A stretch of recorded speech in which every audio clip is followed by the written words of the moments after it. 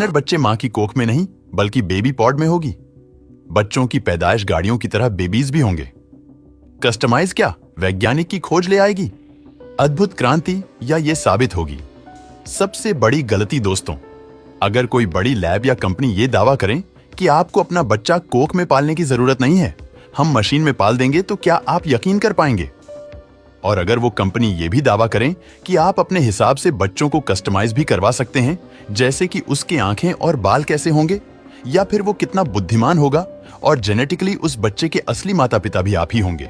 और तो और, जब आपका बच्चा कुछ महीनों का होगा तो आप अपने घर बैठकर ही उसका लात मारना महसूस कर पाओगे और अपनी आंखों से उसे ग्रो होते हुए देख पाओगे। तो कोई भी इंसान सोचने पर मजबूर हो जाएगा, क्योंकि मां की कोख में बच्चों का विकास होना एक कुदरती प्रक्रिया है।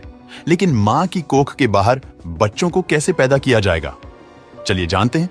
दोस्तों, जर्मनी की राजधानी बर्लिन के रहने वाले बायोटेक्नोलॉजिस्ट हाशम अल गैली ने मां की कोख के बाहर 30,000 बच्चों को पैदा करने वाली अपनी लैब को पेश किया है।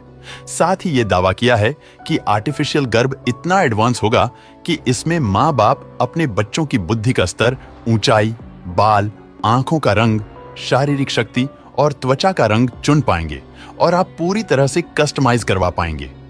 दोस्तों, आर्टिफिशियल गर्भ में एक ऐसी मशीन है जो कि इसमें पलने वाले बच्चों को बिल्कुल गर्भ का एहसास कराएगी। यह मशीन भी वो कार्य करेगी जो एक गर्भ या बच्चेदानी करती है। इसमें भी एक गर्भनाल जुड़ी होगी जो कि बच्चे तक पोषक तत्व पहुंचाएगी।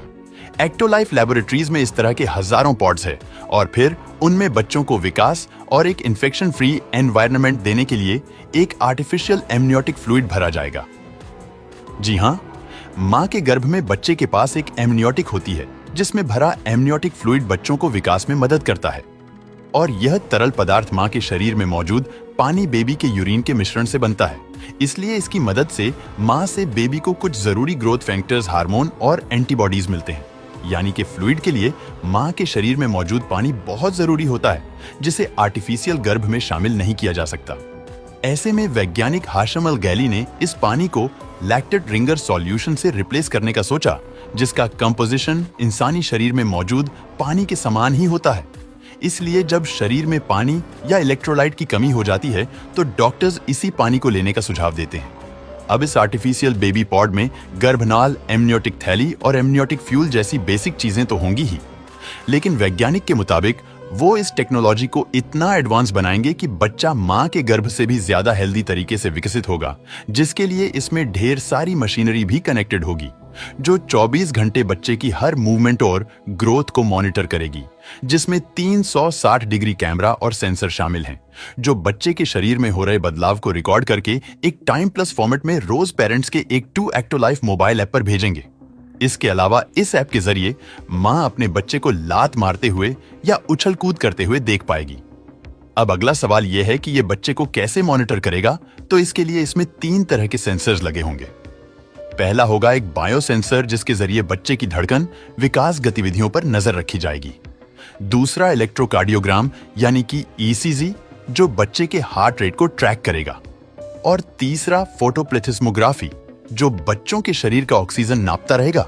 इसके अलावा इस बेबी पॉड में एक आर्टिफिशियल इंटेलिजेंस भी शामिल किया जाएगा, जिसमें बच्चे के डीएनए को बदलने की पावर होगी। यानी अगर माता पिता में कोई जेनेटिक डिसऑर्डर है तो ये एआई टेक्नोलॉजी बच्चे के पैदा होने से पहले उसके डीएनए में ये डिसऑर्डर ठीक कर देगी।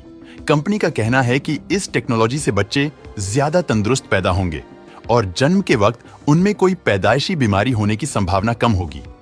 वहीं यह टेक्नोलॉजी उन कपल्स के लिए भी फायदेमंद साबित होगी जिन्हें बच्चा पैदा करने में दिक्कतों का सामना करना पड़ रहा है। यह तकनीक उनके लिए फायदेमंद होगी, जबकि कुछ वैज्ञानिक का कहना है कि फैक्ट्री में जीतने चाहे उतने बच्चे पैदा करने की यह तकनीक खतरा साबित हो सकती है। इसका बुरा परिणाम हमें आगे चलकर झेलना होगा। इसके अलावा बच्चे के जीन्स में बदलाव करना या उसके रंग रूप में छेड़छाड़ करना भी सही नहीं है। वही कृत्रिम गर्भ चाहे कितना भी एडवांस क्यों ना हो, उसमें बच्चों को वह एहसास नहीं मिलेगा जो उसे मां के पेट में कुदरती रूप से मिलती है। यानी हर तकनीक की तरह ही इस तकनीक के फायदे हैं और नुकसान भी है। वैज्ञानिक का कहना है कि शुरुआत में लोग हमारे आर्टिफिशियल गर्भ में बच्चा पैदा करने से जरूर कतरा रहे हैं, लेकिन यह एक ऐसी रिवॉल्यूशनरी तकनीक है जो विश्व में क्रांति ला देगी और करोड़ों लोगों को पेरेंट्स बनने का सपना पूरा करेगी।